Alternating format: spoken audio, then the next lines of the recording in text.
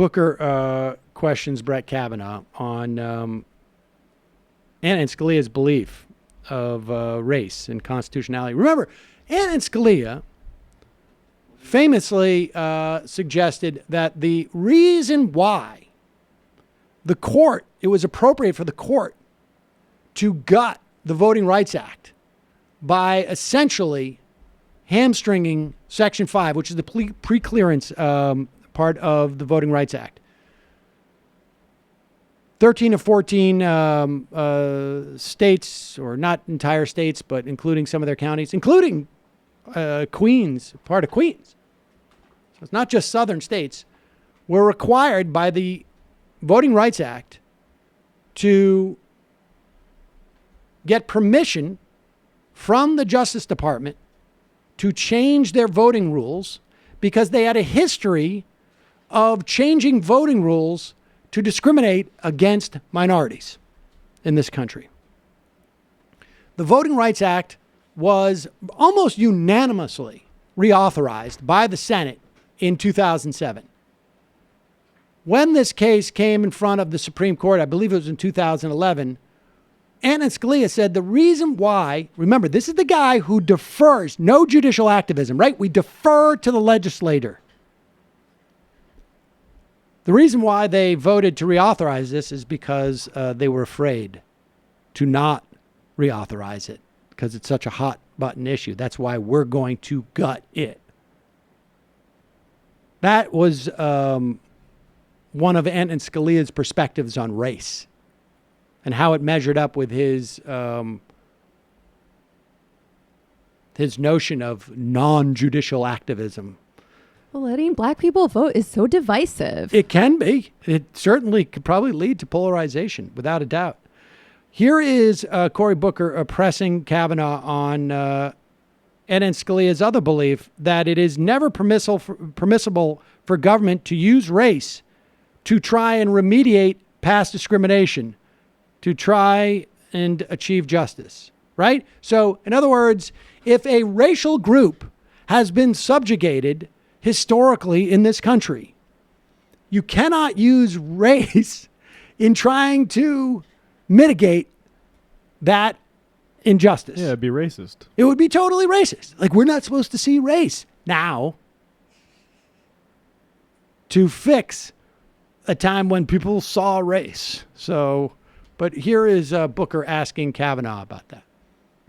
Are you saying that you do not share Justice Scalia's beliefs about this idea that people who are seeking to address past discrimination, past harms, that they are seeking racial entitlement?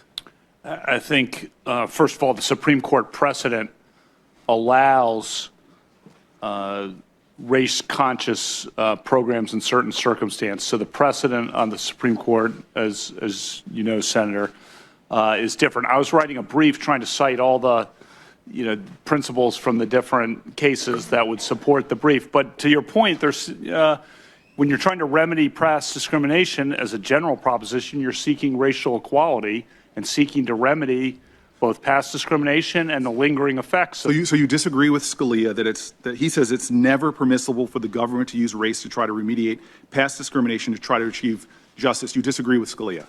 The Supreme Court law. I know what the precedent is. I know what the law is. I'm asking what you believe. Do you agree with Scalia that, again, that it is never permissible for government to use race to try to remediate past discrimination to try to achieve justice, that that's racial entitlement? That position has never been adopted by I'm asking what you believe, sir, not the Supreme Court. Okay. The term I used was that what you're seeking is equality. Equal and right. So if you're seeking equality, I appreciate you grant that. Is it never permissible for government to use race to try to remediate past discrimination? There are a couple of things that the Supreme Court's pointed out in its case law. And again, I know the Supreme Court case law. Maybe I can approach this in a different way. Okay. The aftermath of Katrina.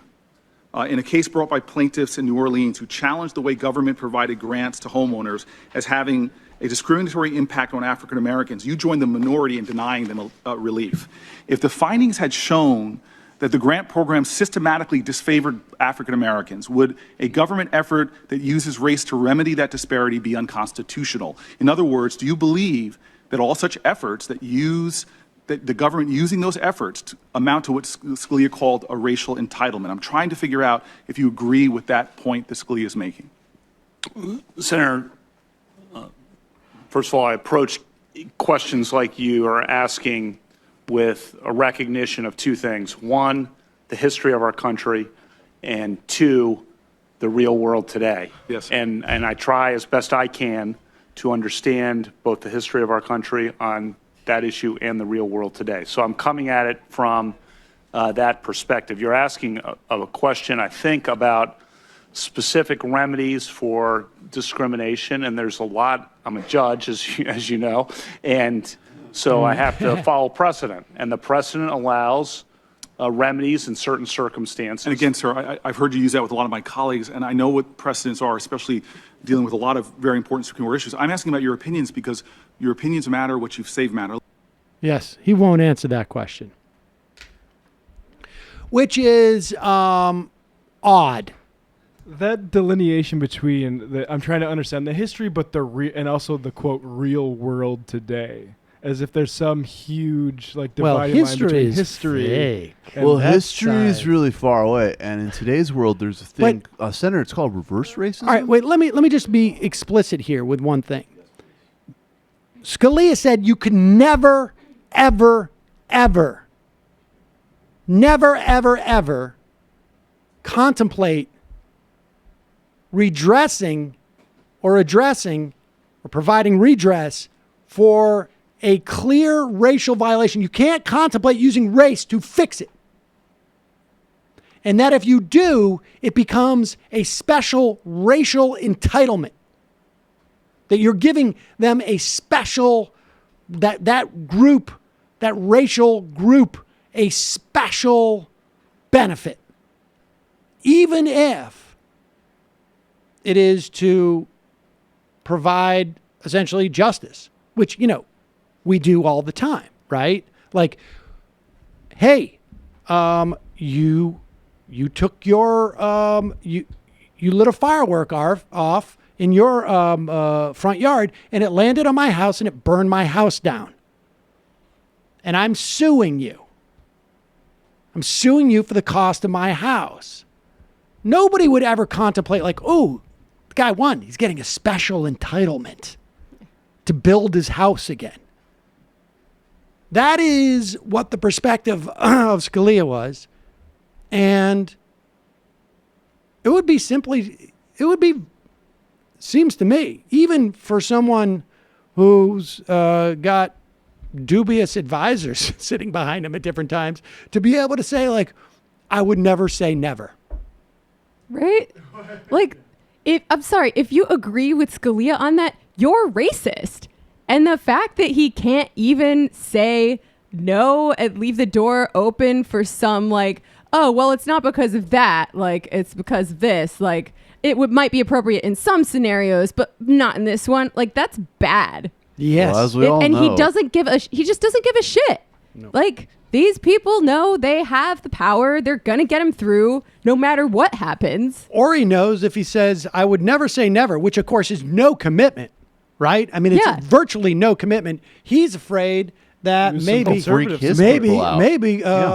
Cornyn will say, wait a second, Senator. Hold on one second. I was just shredding some documents over here. I was just shredding the employment documents for Zena Bash that I have because she used to be on my staff. Yeah, right. I was just deleting Miss Bash's swastikas in the office. Her internet history. Her search history. Excuse you. It sounded to me that you were living cracking the door for some type of bare minimum of racial justice there. And I got to tell you, if that's the case, it's going to put a completely different spin. It's a bunch of different hue on you, if you understand what I'm saying. We're going to give Kamala Harris 5 more minutes with you. Yeah, Exactly. Yeah. Or no, Kavanaugh's a bunch of different hue lover on you.